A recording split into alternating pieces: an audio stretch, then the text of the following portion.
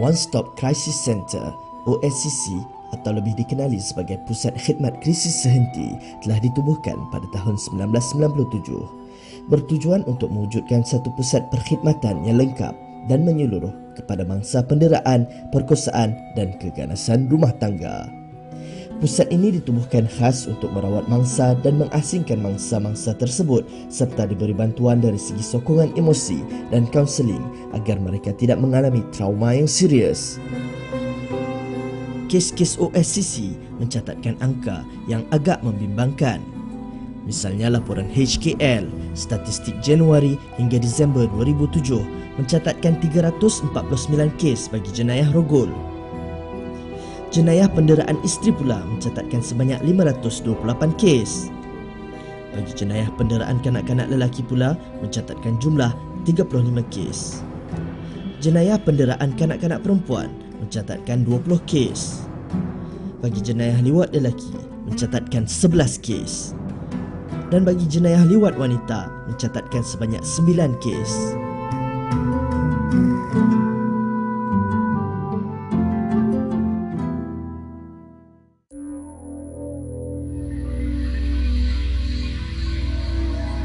Lazimnya mangsa OSCC sama ada individu mahupun dari NGO akan dirujuk ke Jabatan Kecemasan di hospital.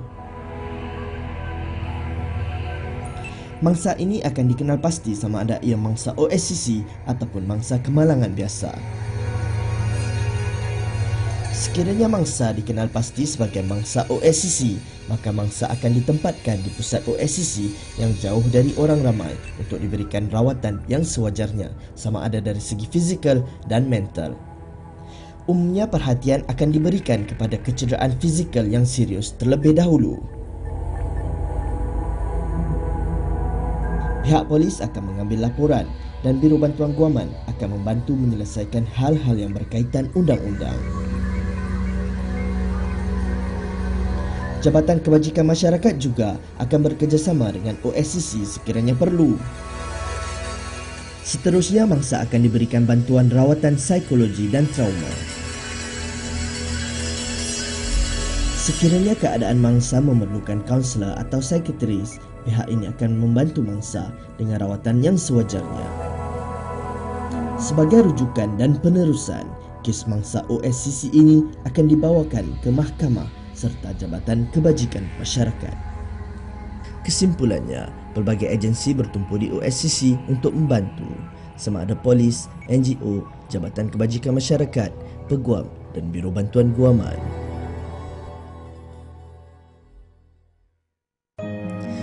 Terdapat beberapa langkah pencegahan dalam menangani kes OSCC, antaranya pencegahan premier iaitu melalui kesedaran, bantuan dan pendidikan. Pencegahan sekunder iaitu melalui rawatan perubatan dan OSCC. Dan seterusnya pencegahan tertier iaitu melalui rehabilitasi dan kembali ke pangkuan masyarakat. Terdapat juga beberapa peruntukan perundangan yang memberi perlindungan kepada wanita dan mangsa-mangsa keganasan rumah tangga. Antaranya Akta Keganasan Rumah Tangga 1994, Akta Penjagaan Kanak-kanak 1951, Akta Kanak-kanak 2001, Kanun Keseksaan dan Akta Memperbaharui Undang-Undang Perkahwinan dan Perceraian 1976. Ikuti penerangan ringkas berkaitan prosedur dan prasarana OSCC. Bersama kami Dr. Faisal Salikin, pakar klinikal Hospital Kuala Lumpur. Bila dia datang mana-mana jabatan kecemasan, dia pergi, saya nak bercakap dengan, saya ada urusan yang rahsia lah, saya nak bercakap dengan kaki tangan wanita secara rahsia. Boleh puan?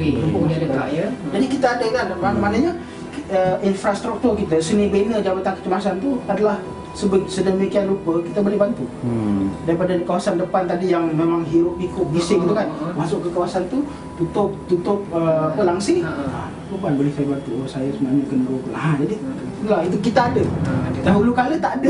Dahulu kala tak ada. Jadi kita ada, itu dinamakan triage lah. Kita saringan. Tapi dalam suasana rahsia begini kan, ada jurawat, kita akan cuba pujuk lah.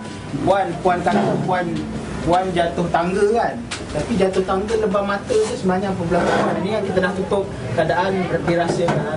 Puan boleh cerita dengan saya lah, kami boleh membantu. Kalau puan telah dipukul oleh suami, kami boleh bantu. Barulah dengan cara yang kita pujuk lah perlahan-lahan. Maksudnya rasa sebenarnya bukan saya jatuh tangga, saya kena pukul suami saya.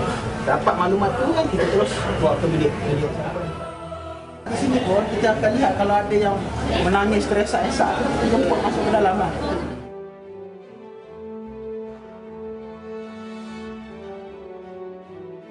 Nampak dia bukan di kawasan yang di mana ramai orang, jauh dari sini. Memang kita rahsiakan lah.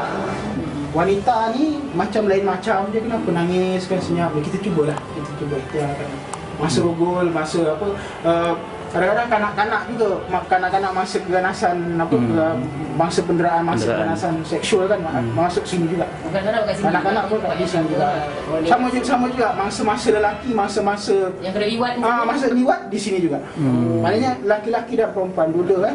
Kalau mangsa perempuan, kaki tangan perempuan. Kalau mangsa lelaki yang telah diliwat, kita ialah lelaki lah yang cuba yang Amnya One Stop Crisis Center terletak di bawah Jabatan Kecemasan setiap hospital kerajaan, di mana terdapat kaki tangan yang terlatih yang ditugaskan untuk merawat dan memberi penjagaan yang sewajarnya kepada mangsa yang datang. Kami perlu mengendalikan tiap-tiap kes ni secara bersama dengan Jabatan Kanak-kanak, Jabatan Pediatrik. Jabatan Bedah misalnya, kalau Jabatan Sakit Kuat, Jabatan Ginekologi kan, kalau kena rogol. So semua jabatan ni kita lebih kepada mengurus setiakan lah. Mengurus setiakan. Tapi kita hospital ni telah diwartakan sebagai rumah pelindungan lah, hospital dengan security guard kita. Maknanya selamatlah untuk masuk dari sana. So inilah bilik dia, bilik kaunseling kita akan lakukan dalam ni. Kaunseling kita boleh lakukan dalam ni. Jadi saudara mara boleh tunggu di sini, saudara mak bapak, polis pun boleh tunggu di sini. Sepanjang proses pemeriksaan semua lah. Tapi polis tak akan berada bersama-sama. Yang ada dalam masa pemeriksaan cuma mangsa, doktor dan misi saja, dan jururawat saja. Polis tak ada dalam, polis boleh di sini saja. Tapi bila masuk mahkamah, rantaian bukti itu adalah memang saya ada di situ. So kalau nak tengok gambar ini memang bilik pemeriksaan di sini lah. Bilik pemeriksaan tu nampak. Maksudnya pemeriksaan ginekologi lah, pemeriksaan ginekologi.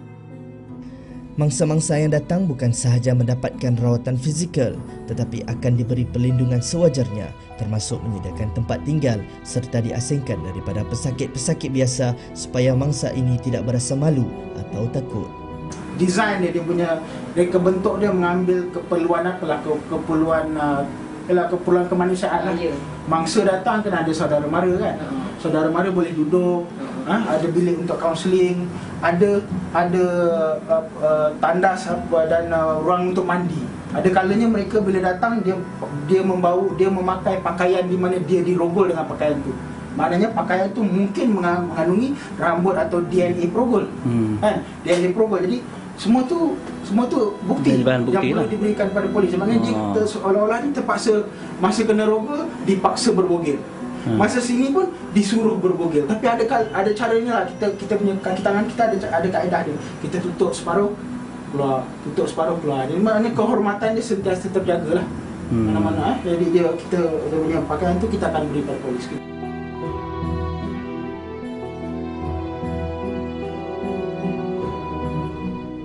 Antara khidmat yang menjadi keutamaan OSCC adalah keganasan rumah tangga, penderaan kanak-kanak, mangsa rogol, mangsa liwat sama ada lelaki maupun wanita, serangan seksual, gangguan seksual di tempat kerja, penderaan orang kurang upaya, dicederakan pasangan intim sama ada lelaki maupun wanita.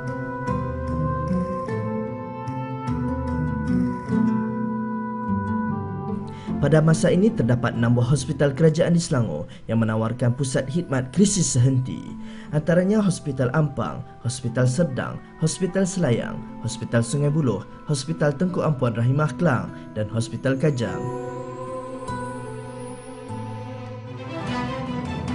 Biro Bantuan Guaman juga bersedia memberikan khidmat yang berkaitan. Sebarang pertanyaan bolehlah menghubungi nombor telefon dan alamat yang tertera.